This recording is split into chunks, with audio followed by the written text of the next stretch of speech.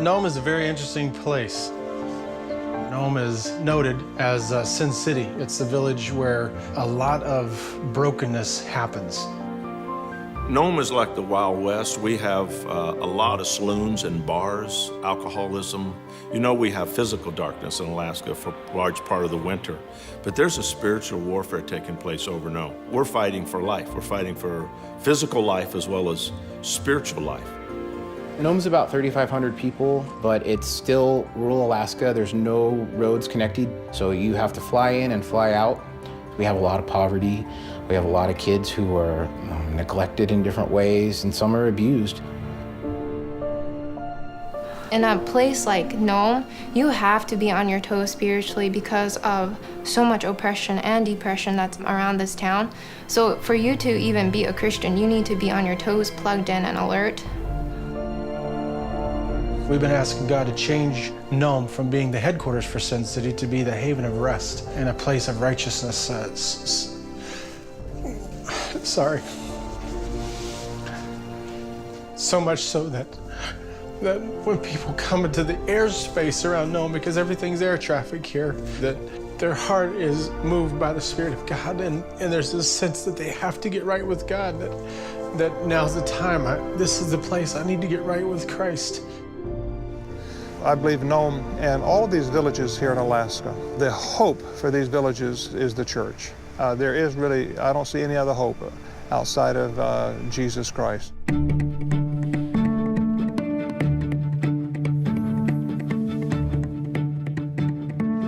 Samaritan's Purse, we help the churches in Alaska. The Covenant Church of Nome, this is probably the most healthy Covenant church in the state of Alaska. They have about 150 members that are regular attenders. The church they have has a narrow footer foundation, and the old walls had steel cables holding them together. It was poorly insulated. Just, here it is on Main Street, right on the corner. We're on the finish line of the Iditarod, and we saw the need. Franklin decided, let's build them a new church. The old Covenant Church, as we tore the church down, we found just great amount of decay in there. So our sidewalls were literally dropping into the ground. The walls were insulated with grass and cardboard. It was built the best it could be built 70 years ago in Nome, but it was totally inadequate. We came up here, and in 2 days we acquired this building for a youth center, the lot next door. And now we're getting ready to build a brand new church, finish this youth center, and they'll have a brand new sanctuary, fellowship halls, Sunday school rooms, and this place for the kids to come and hang out. We attend the Nome Covenant Church. The Nome Covenant is definitely a family church. If it wasn't for certain key people within the church here, I really don't think I would have come as far as I have. I wouldn't be here today.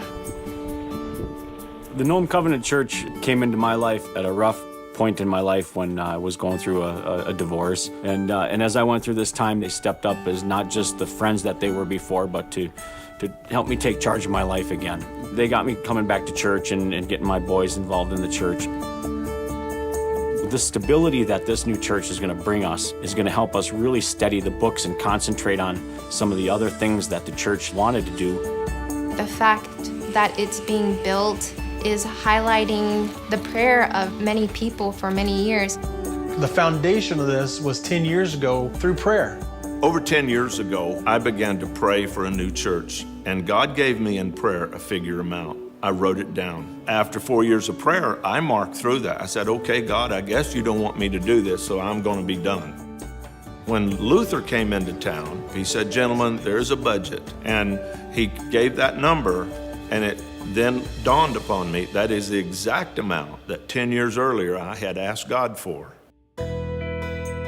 It's just such a gift and such a blessing when Samaritan's Purse offered to build and purchase the adjacent lots and the youth center.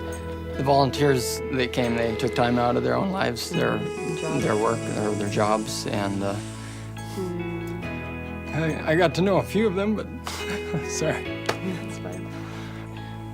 It's such a blessing to have experienced somebody else wanting to, spend time to better this community and this region.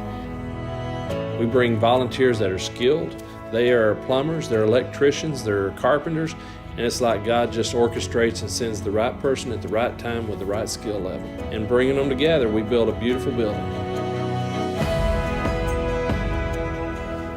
You know, my boyfriend made a bet with me, you know, when you guys are first constructing that you wouldn't make your deadline, but you know, you guys are making your deadline. I mean, one day there was nothing there, and like 2 weeks later, the whole frame is being built. The gospel will be preached in this church on the community corner. It is a place that the gospel will be shared. You know, from everything that's happening here, it all boils down to one simple vision. Jesus said in Matthew 9, "Pray the Lord of harvest would send forth laborers." Samaritan's purse, after our many years of prayer, are those laborers who've come here. And so all of this plays into being a tool to be used that the gospel of Jesus Christ might be proclaimed into this region. Since 2006, Samaritan's Purse has done over 14 projects, had over 1,000 volunteers come through the state of Alaska. Not only are we here in Nome, but we're in another village right now, Kipnuk. They wanted a church. We've been working for 2 years to make that church become a reality, and God has blessed it. We have volunteers down there building a boardwalk out to the new church, and they got a beautiful facility. The community is in deep appreciation to see a new church being built, and in seeing the cross in the tundra. The gospel will be preached here in this building.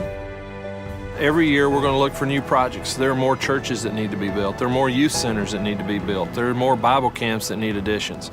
I just want to just say how grateful I am to the supporters and the donors that stand behind us here at Samaritan's Purse.